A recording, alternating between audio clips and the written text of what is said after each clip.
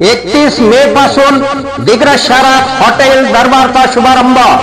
कोलकाता, उत्तराखंड, लातूर, पुसद व महाराष्ट्रामधून 18 कोट विविध शाकाहारी व मांसाहारी पदार्थ तयार करणार।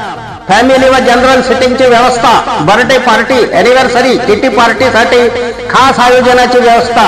पत्ता हॉटेल दरबार, आर्णी बायपास, आर्णी रोड, दिग्रस।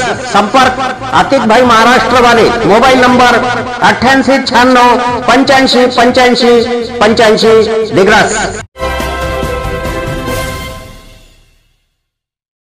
नमस्कार, मी सुरेश चिरडे। आपण पाहतात महाराष्ट्र 24 न्यूज।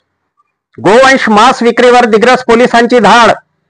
नदी पलीकडील अवैध धंद्यावर दिग्रस पोलिसांची करडी नजर।